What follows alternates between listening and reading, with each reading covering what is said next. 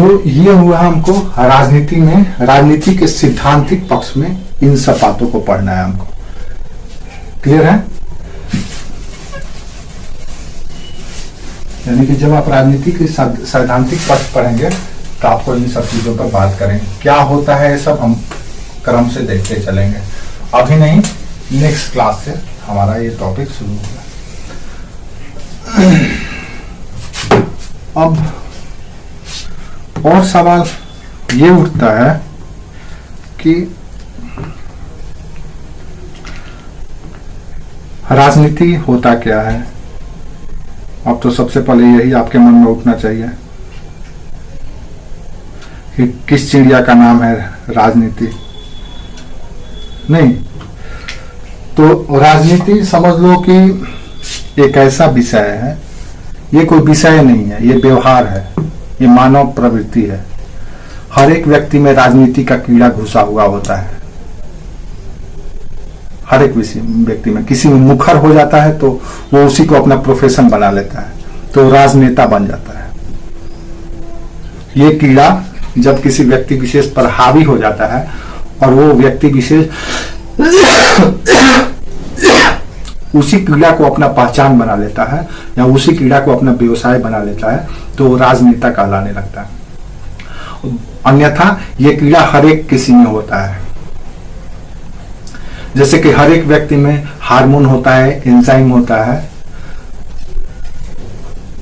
है ना, इंसुलिन होता है, सब कुछ होता है। जितने भी बायोकेमिकल है वो सब कुछ होता है हर एक व्यक्ति में। जब किसी व्यक्ति विशेष में कोई चीज हावी हो जाता है देन उसमें वो सिम्टम दिखने लगता है। किसी का हार्मोनल इम्बैलेंस हो गया तो अलग तरह का डिजीज आपको दिखने लगी है। कोई बहुत ज्यादा लंबा हो गया तो हार्मोनल डिजीज है, मोटा हो गया हार्मोनल डिजीज है, दुबला है हार्मोनल डिजीज है, शुगर हो गया हार्मोनल डिजीज है। तो जो हार्मोन जिस व्यक्ति पे हावी होगा वो सब दिखने लगेगा। तो राजनीति भी एक कीड़ा की तरह है, बैक्टीरिया की तरह, वायरस की तरह है, जो हर एक व्यक्ति में होता है। लेकिन जब वो हावी हो जाता है तो जैसे आप मान लीजिए अपने स्वार्थ सिद्धि के लिए, अपने हित साधन करने के लिए, अपने काम बनाने के लिए किसी की बातों को, अच्छा हो बुरा हो कुछ भी हो, फिर भी आप उसके हर एक बातों में हाँ मिला रहे हैं, ये भी राजनीति है। आप अपने पिता के नज़रों में अच्छा बनने के लिए, पिता को खुश रखने के लिए कुछ ऐसा काम करते हैं जिससे पिता खुश हो जाते हैं और उसके बाद फिर अपना वही रास्ते पे चलने लगते हैं, तो वो भी राजनीति है। दो भाइयों के बीच में लड़ाई करवा देना, जो घर की बहू है लड़ाई करवा देती है, वो भी राजनीति है। और एक देश को दूसरे देश से लड़ा देना, वो भी राजनीति है। और एक बहुसंख्यक आबादी के ऊपर शासन करना, वो भी राजनीति है। तो राजनीति ऐसा चीज है जो हर एक व्यक्ति में है और वो हर एक व्यक्ति हर एक लेवल पर करता है। तो राजनीति दरअसल दो टर्म से बना है। पॉलिटिक्स दो टर्म है, पहला टर्म है राज्य और दूसरा टर्म है नीति। इसी से बना है राजनीति। अब सबसे पहले राज्य क्या है, आपके मन में यह सवाल उठना चाहिए कि राज्य क्या है, दूसरा की नीति क्या है। जब तक से आप राज्य को नहीं समझेंगे तो राजनीति को नहीं समझेंगे। तो सामान्यतः आपके यहाँ जो ऐतिहासिक संदर्भ देखेंगे, अब आप प्राचीन भारत में अगर चले जाएंगे वैदिक पीरियड में, आज से 1500 मतलब आज से 2200 अभी और 1500 साल उधर, यानी कि 3700 साल पहले देखें तो भारत में राजनीति की शुरुआत हो जाती है वैदिक काल से। छोटे छोटे जन होते हैं, इसी जन से बना जनपद, इसी जनपद कई जनपद को मिला करके, छोटे छोटे कई जनपदों को मिला करके बना महाजनपद। और यही जो सबसे शक्तिशाली जनपद हुआ वो बन गया राज्य, और कई राज्यों को मिला करके बना साम्राज्य। तो राजनीति की शुरुआत आपका वैदिक पीरियड से होने लगता है, जब जन की शुरुआत हुई। जन शब्द दरअसल जनता, नागरिक के लिए किया जाता है। जन शब्द का मतलब होता है, जैसे कहते हैं ना कितने जन हो तुम लोग, यानी कितने आदमी हो। हम लोग देहात में बोलते हैं ना तुम लोग कितने जन हो, यानी तुम लोग कितने आदमी हो। तो जन का मतलब है लोग से, तो लोग से शुरू हुआ और बहु लोग हो गए। जब बहु लोग हो गए तो साम्राज्य बन गया। तो जब राजनीति की शुरुआत हुई भारत में, तो जब जन बना, तो जन दरअसल क्या था। तो जन को अगर आप समझने जाएंगे तो पता चला कि एक कुल, एक वंश, एक गांव, इस तरह को रिप्रेजेंट करता था जन। यानी कि आपके कुल के जितने भी लोग हैं वो एक जन में आ गए। आपके कुल के जितने भी लोग हैं, आपके चाचा, आपके भैया, आपके पिता, आपके ये बाबा, ये सब लोग मिला करके जो जन बना, कुल बना। तो यही कुल बन गया कबीला। जो 200-500 लोगों का एक समूह होता था वो बना कबीला। जैसे जनजातियों में कबीला कुल से बना, एक परिवार के कई लोगों या सदस्यों से मिलकर के, एक कुल के लोगों को से मिलकर के बना कबीला। अब मान लो एक ही कुल में, एक ही गांव में कई कुल रह रहा है।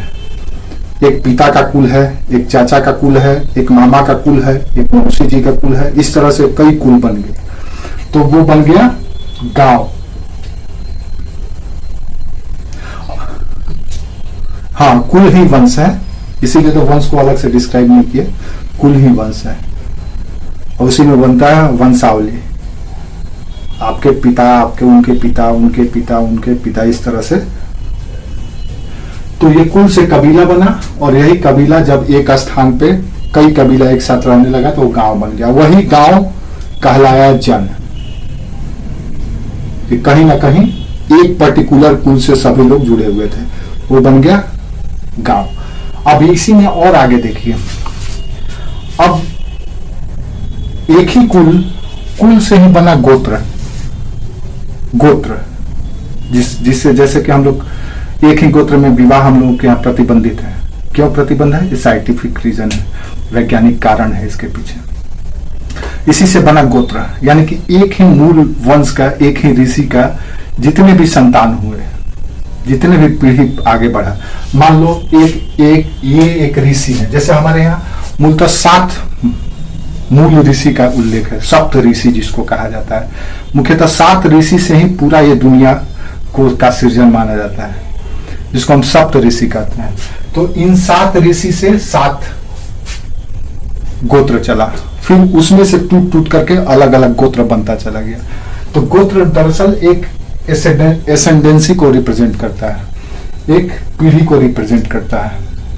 तो राजनीति में जन की शुरुआत ऐसे ही हुई, जब ये जन किसी क्षेत्र विशेष के साथ भी जुड़ गया। मान लो एक जन है, एक कुल है, एक कबीला है, और थोड़ा सा यहाँ पे मिटाते हैं, आप लोगों को समझ में आएगा। मान लो एक कुल या कबीला एक किसी क्षेत्र विशेष में है। मान लो ये क्षेत्र का नाम है बोकारो या धनबाद या दिल्ली, कुछ भी।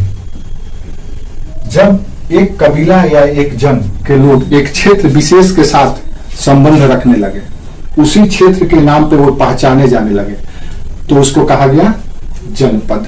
यानी जन के साथ भौगोलिक पहचान भी जब जुड़ गई तो उसको कहा गया जनपद। जब जन था तो लोग एक स्थान से दूसरे स्थान हमेशा शिफ्ट हो सकते थे, लेकिन जैसे ही जनपद बन गया दिन वहीं पे फिक्स हो गया। अब यहां से पॉलिटिक्स शुरू हो गया। अब यहां से क्यों शुरू हो गया पॉलिटिक्स? शुद्ध राजनीति यहीं से शुरू हो गया। क्यों शुरू हो गया?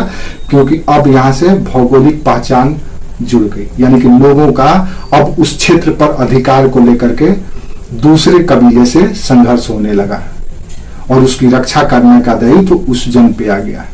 इसीलिए राजनीति में सबसे महत्वपूर्ण कारण, राज्य की जब परिभाषा दी जाती है तो उसमें भौगोलिक क्षेत्र की बात की जाती है। राज्य तभी होगा जब एक निश्चित भूगोल या भौगोलिक क्षेत्र होगा, यानी भूखंड होगा।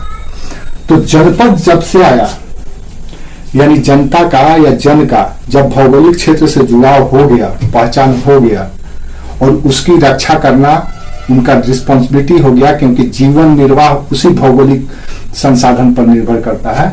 मान लो सपोज आप जन थे, कोई भी जन ABCD कोई जन था, आपका कुल था, और आपका कुल जो है एक क्षेत्र ये है बोकारो।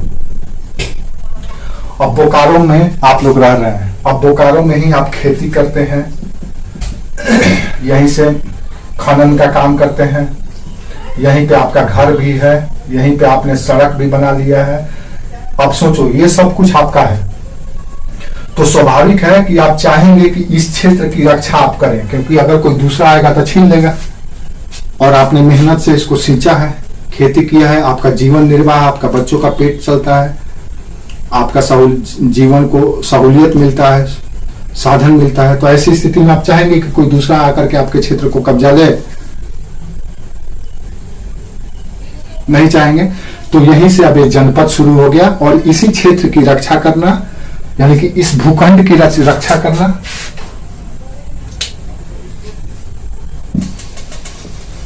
अब इस भूखंड की रक्षा करना, भूमि की रक्षा, यहाँ के लोगों की रक्षा, यहाँ के संसाधनों की रक्षा करने का दायित्व जब शुरू हुआ, तो यहां से शुरू हो गया राजनीति। अब इसकी दायित्व क्या सभी लोगों पर होगा? पता चलेगा नहीं। उनमें से जो सबसे शक्तिशाली है, बाहुबली है, जिसमें बल है, जो लड़ सकता है, जो हासिल कर सकता है, जो आपके लिए मर सकता है लेकिन आप पे आंच नहीं आने देगा, वही बनेगा राजा।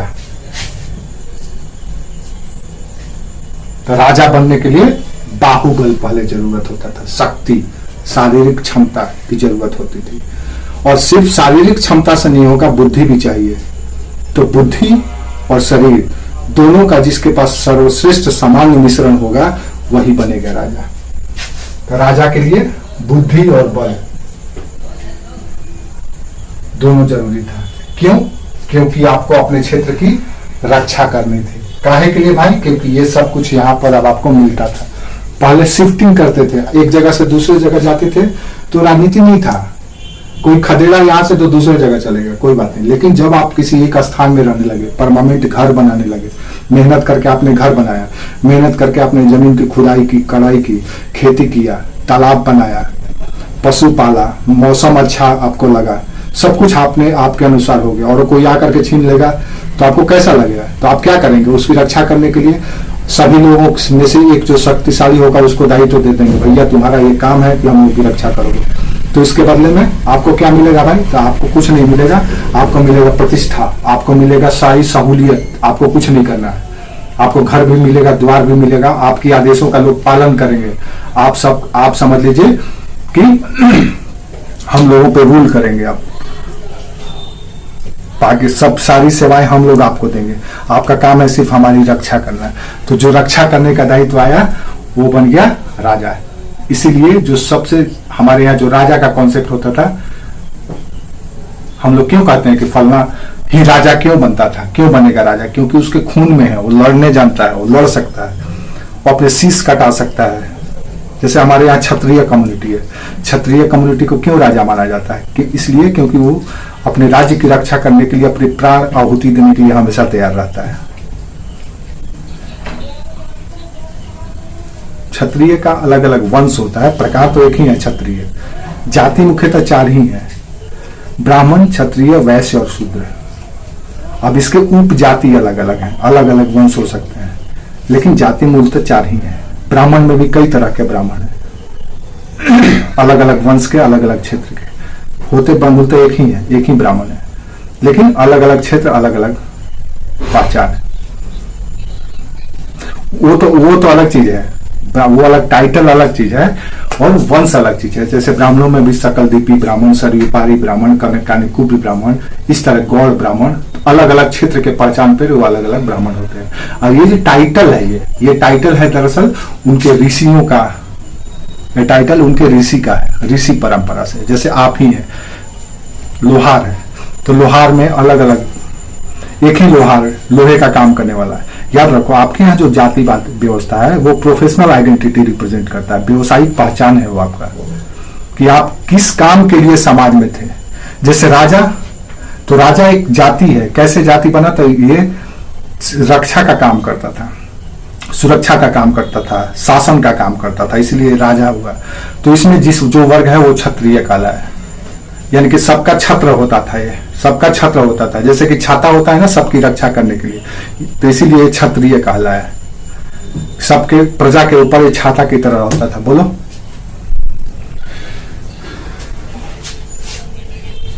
बांटा नहीं गया है, सब अपने विकसित हुआ है, बांटा नहीं गया है। ये पढ़ेंगे हम लोग आगे आएगा। बोलो, नहीं, मुस्लिम का कोई कॉन्सेप्ट, मुस्लिम तो 650 ईस्वी में पैदा हुआ है, मुस्लिम का इतिहास पढ़ाएंगे। हाँ, मुस्लिम उस समय नहीं था, ईसाई 1 ईस्वी में आया, मुसलमान 650 में आया। ये सब लोगों में, इसीलिए सभी लोगों में जाति पाया जाता है। कोई कहता है कि हमारे यहाँ जाति नहीं है, वो गलत बोलता है। हर एक कम्युनिटी में जाति है, इस्लाम में भी जाति है, 72 जातियां हैं उसमें, 72 फिरके कहलाते हैं वो, उनमें भी जाति है, लेकिन पता नहीं चलता है। हमारे यहाँ पता चलता है क्योंकि बहुसंख्यक आबादी है और आज भी यहाँ पे ये प्रचलन में है और ये इन्फ्लुएंस्ड है, इसीलिए यहाँ पे दिखता है। उनमें भी है, अगर उनमें जाति व्यवस्था नहीं रहता तो क्यों रखते सैयद, शेख, पठान, मलिक, क्यों रखते ये सब टाइटल? जाति व्यवस्था रहता ही नहीं तो टाइटल रखते हैं ना कि फल्ला शेख, फल्ला पठान, फल्ला मलिक, फल्ला खान, फल्ला खान। तो क्यों? इसका मतलब यह है कि वहां भी जाति व्यवस्था है। अंसारी तो फलना, ये तो फलना, क्यों है? वो भी जाति है ना, तभी तो उनके प्रोफेशनल आइडेंटिटी है। तो जाति हर एक कम्युनिटी में, और ये सब के सब सनातन संस्कृति से इन्फ्लुएंस्ड है। क्लियर है? तो ये हुआ आपका जनपद, यहां से राज्य की कॉन्सेप्ट शुरू हुई। अब राज्य में वर्तमान में ये समझ में आ गया यहां तक। अब वर्तमान संदर्भ में देखा जाए तो राज्य की परिभाषा क्या है, तो सेम चीज जो यहां पर देख रहे हैं प्रेजेंट कॉन्टेक्स्ट में भी उसी तरह से है। यानी कि राज्य की, हम लोग राजनीति बात कर रहे थे कि राजनीति होता क्या है, तो राजनीति के लिए हमने राजनीति का हमने शुरुआत देखा कि कहां से हुआ है। अब आते हैं, देखते हैं कि राज्य क्या होता है। तो राज्य के मुख्यतः 4 अंग हैं जिससे मिलकर के राज्य बनता है। पहला है जनसंख्या, दूसरा है निश्चित भौगोलिक क्षेत्र यानी कि ज्योग्राफिकल टेरिटरी, निश्चित भौगोलिक क्षेत्र।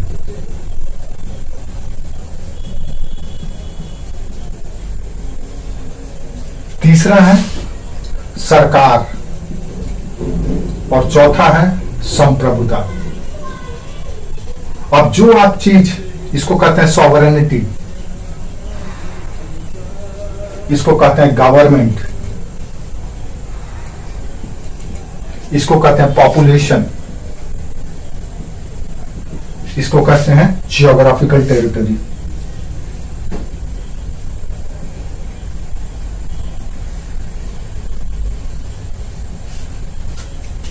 इंग्लिश टर्म भी याद रखिएगा, शायद आपको कभी काम आ जाए। तो राज्य के लिए ये 4 आधारभूत तत्व हैं। अगर ये 4 चीज होगा तो इन चारों चीजों का कॉम्बो है, मिश्रण है राज्य।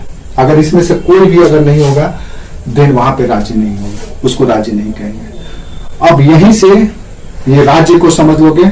अब ये सब के सब चीज जनपद में, महाजनपद में आपको दिखेगा। अपनी जनसंख्या जो कि कुल कबीले के रूप में, आपके वंश के रूप में था। आपका ज्योग्राफिकल टेरिटरी जैसे बोकारो, रांची जहां के हैं। आपकी संप्रभुता, संप्रभुता का मतलब ये होता है कि आपके ऊपर किसी का प्रभुत्व नहीं होगा, उसको कहा जाता है संप्रभुता। यानी आपको जो मन करेगा आप अपने क्षेत्र में करने के लिए स्वतंत्र हैं, कोई आपके ऊपर हुक्म नहीं करेगा, आदेश नहीं देगा कि आप अपने क्षेत्र में ऐसे करें, उसको कहा जाता है सॉवरेनिटी, संप्रभुता। जैसे आप अपने घर में संप्रभु होते हैं, आप अपने घर में कुछ भी कर सकते हैं, अपने परिवार में कुछ भी करने का मतलब ये नहीं है कि गैर कानूनी कर सकते हैं, उसमें भी लिमिटेशन है, लेकिन कुछ भी कर सकते हैं, आप संप्रभु हैं। आप अपने देश में संप्रभु हैं, आप अपनी नौकरी कर सकते हैं, रोजगार कर सकते हैं, खेल सकते हैं, पढ़ सकते हैं, प्रधानमंत्री भी बन सकते हैं, जो मन करे वो कर सकते हैं। कोई नेपाल, पाकिस्तान, भूटान या अमेरिका आपको कुछ नहीं कहेगा कि आप ऐसा कीजिए। आप क्यों करेंगे? मत कीजिए। तो संप्रभुता का मतलब है सोवरेनिटी, यानी कि आपके ऊपर किसी का कोई दबाव नहीं होता है। तो तीसरा राज्य में ये चीज होता है। जनपद काहे के लिए बना था? इसी के लिए तो बना था कि आपके क्षेत्र में कोई हस्तक्षेप न करे, कोई आक्रमण न करे, कोई आदेश न दे। जो करेंगे आप अपने लिए करेंगे, अपने क्षेत्र के लिए करेंगे। और चौथा है सरकार, यानी इनको कंट्रोल करने वाला, इस सारी व्यवस्थाओं की को बनाए रखने वाला जो तंत्र है, सिस्टम है, उसको सरकार, और जो शामिल है उसको कहा जाता है, अलग अलग नाम है सरकार के। तो जो तंत्र है, इन सारी व्यवस्थाओं को कंट्रोल करने वाला, उसको कहा जाता है गवर्नमेंट। और गवर्नमेंट में कोई भी जा सकता है, कोई भी अलग अलग पद बनाया गया है, सब के सब गवर्नमेंट के भाग हैं। तो सामान्यतः सरकार के 3 भाग होते हैं। सरकार के काम क्या है इनका? तो इन तीनों को नियंत्रण में रखना, इन तीनों का विकास करना, इन तीनों की रक्षा करना। किसका काम है?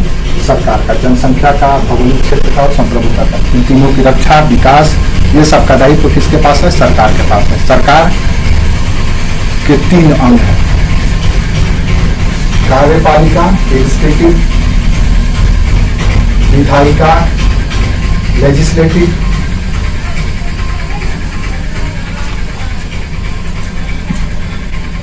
विधायिका एंड लास्ट न्यायपालिका। ये क्या होता है, ये सब हम लोग आगे पढ़ेंगे। तो ये राज्य बनता है, यानी कि ये चारों अगर होगा कहीं पर, देन वो राज्य बनेगा।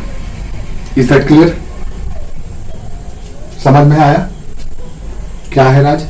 अब ये राज्य को बनाए रखने के लिए, अब ये समझ लो, इसको मिटाते हैं हम।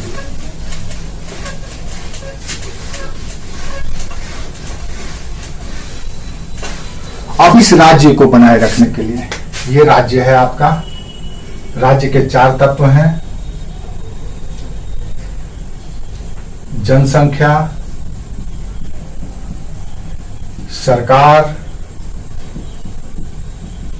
संप्रभुता और भौगोलिक क्षेत्र। अब इन सबों को बनाए, इन तीनों को बनाए रखने के लिए, इसको और इसको, जो व्यवस्था है वो, या जो तंत्र है, उसी को कहा जाता है सरकार। अब सरकार ही राजनीति करती है। तो राजनीति, राज्य क्या है समझ में आ गया, नीति क्या है। तो ये राज्य को संचालित करने के लिए, इस राज्य को संचालित करने के लिए, यानी ये चारों चीजों को संचालित करने के लिए जो नीति अपनाया जाता है, नीति अपनाया जाता है, उसी को राजनीति कहते हैं।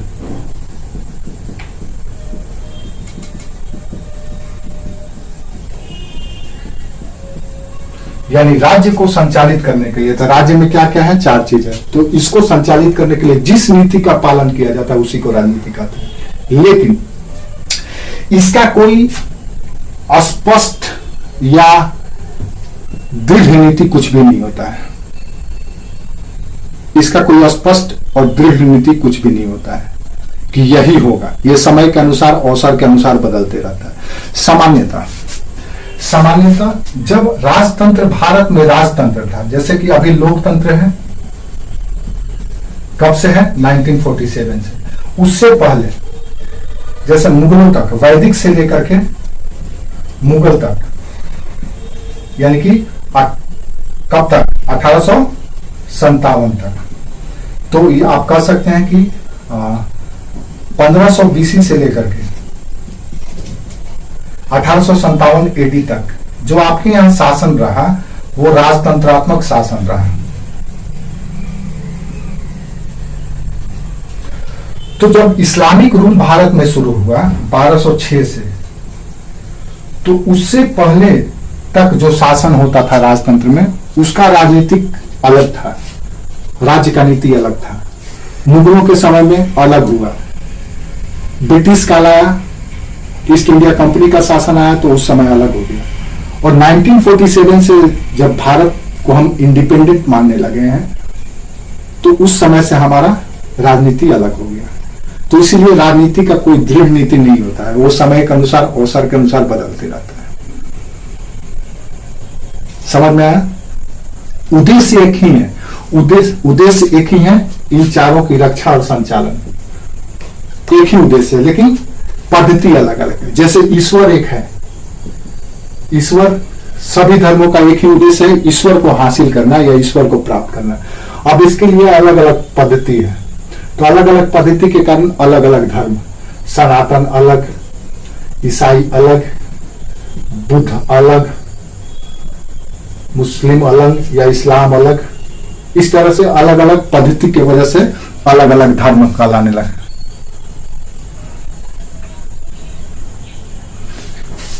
इस इस्लामिक शासन, मुसलमानिक शासन शुरू हो जाता है, हाँ, जब कुतुबुद्दीन ऐबक के द्वारा दिल्ली सल्तनत की स्थापना की जाती है। ठीक है, तो 1206 से लेकर के 1857 तक भारत में इस्लामिक रूल चला, मुसलमानों का राज रहा है। तो इनका जो शासन था वो कुरान और शरिया के अनुसार चलता था। आपका जब शासन था उससे पहले तो कैसे चलता था, अब इसको भी समझ लो। यहां तक राजनीति, अब ये समझ लो कि राजनीति का कोई दृढ़ नीति नहीं होता है, वो परिवर्तित होते रहता है समय के अनुसार, अलग अलग राजनीति हो सकता है। अब समाजवादी राजनीति आ जाएगा, देन उसका अलग पॉलिटिक्स, उसका अलग पद्धति। कैपिटलिज्म पॉलिटिक्स आ जाएगा तो उसका अलग मेथड। अभी डेमोक्रेटिक है तो अलग है, कल कम्युनल आ जाएगा, साम्यवादी आ जाएगा, सॉरी कम्युनिस्ट कल्चर आ जाएगा या कम्युनिस्ट पॉलिटिक्स आ जाएगा तो उसका अलग पॉलिटिक्स मेथड होगा। ठीक है, तो आइए देख लेते हैं थोड़ा थोड़ा ब्रीफ में कि राजनीति में कैसे कैसे हुआ। राजनीति क्या है ये आप समझ चुके हैं, अब राजनीति की पद्धति को देखते हैं। तो दरअसल हमने बोला कि भाई अगर आप वैदिक काल से देखें, वैदिक टू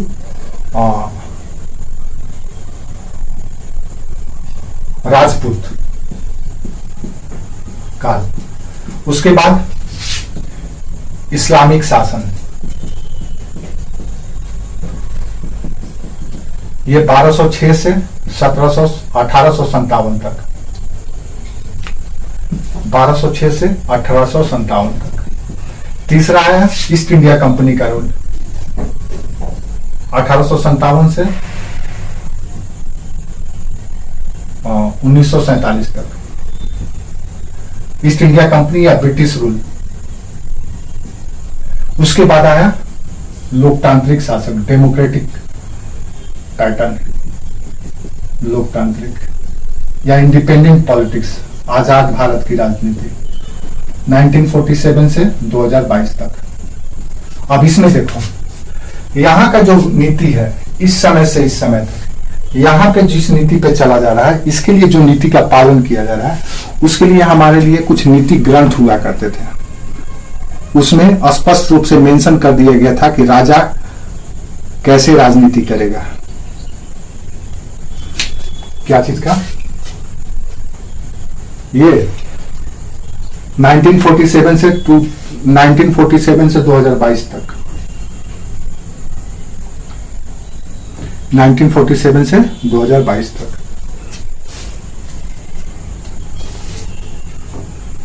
ठीक है,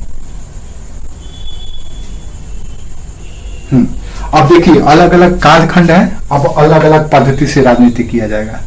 तो राजनीति करने का मतलब ये वही है, वही राज्य का जो चार चीज है उसको बनाए रखना, उसको बेहतर संचालित करना, उसको निरंतर रखना। तो उसके लिए कुछ ग्राउंड होना चाहिए। तो उसके लिए ग्राउंड के लिए हमारे पास कुछ ग्रंथ हुआ करते थे। उन ग्रंथों में उन विद्वानों ने जो बात कही थी, कोशिश किया जाता था कि राजा उसी अनुसार से शासन करे। तो हमारे यहाँ जो ग्रंथ होते थे जिसके आधार पर राजा, जैसे कि धर्म है तो धर्म के लिए ग्रंथ है, धार्मिक ग्रंथ होता है, हर एक धार्मिक व्यक्ति उसी को फॉलो करता है ना।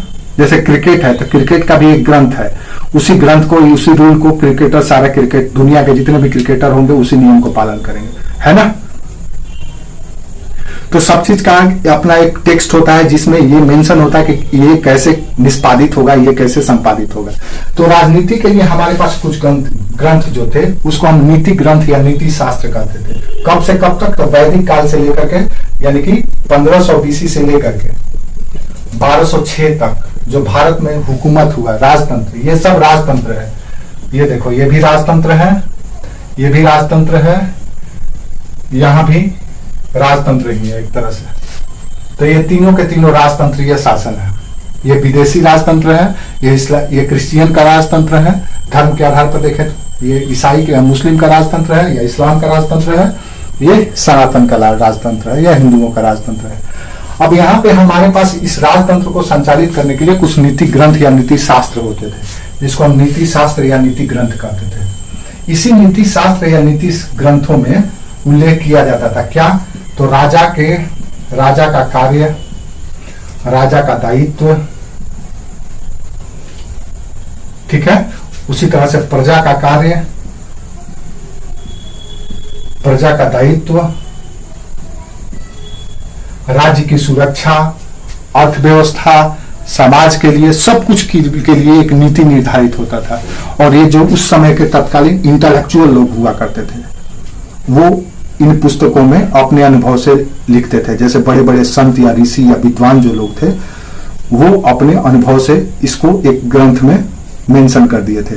और हर एक राजा से उम्मीद किया जाता था कि उसका पालन करेगा। और ये काम कौन करता था? तो ये काम करने का दायित्व होता था राजपुरोहित पर। ये राजपुरोहित करते थे। अलग अलग राज्य के अपने अपने पुरोहित होते थे। वही पुरोहित इन्हीं नीति शास्त्रों की, इन्हीं नीति ग्रंथों की व्याख्या करते थे और राजा को हमेशा सजग करते थे कि फलना काम ऐसे कीजिए क्योंकि ऐसा कहा गया है।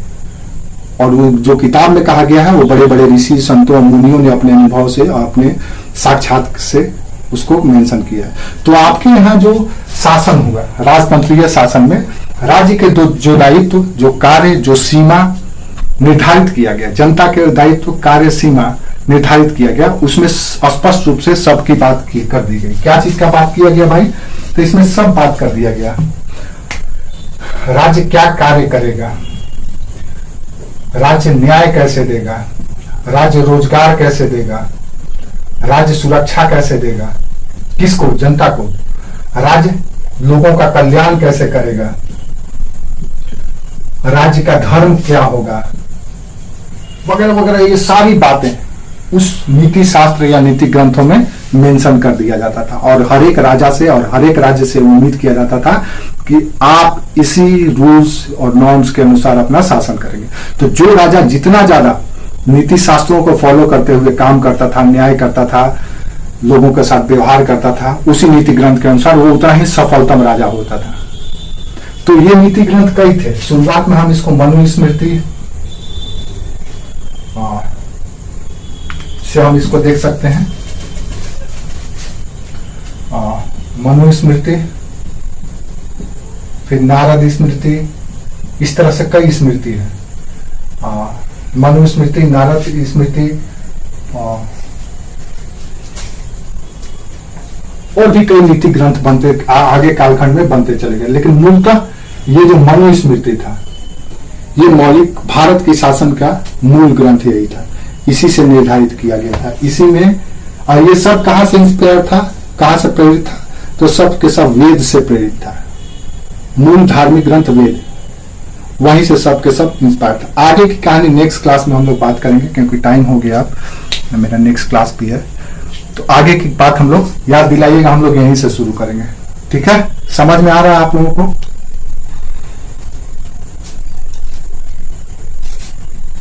आगे की कहानी हम लोग नेक्स्ट क्लास में करेंगे। अभी हम लोग राजनीति समझने की कोशिश कर रहे हैं कि राजनीति होता क्या है। तो अभी हम राज्य समझे, अब वो नीति समझ रहे हैं। उसके बाद फिर हम अपने टॉपिक पे आएंगे। ठीक है, उम्मीद कर रहे हैं कि आप लोग को समझ में आ रहा होगा। अगर नहीं समझ में आएगा तो कल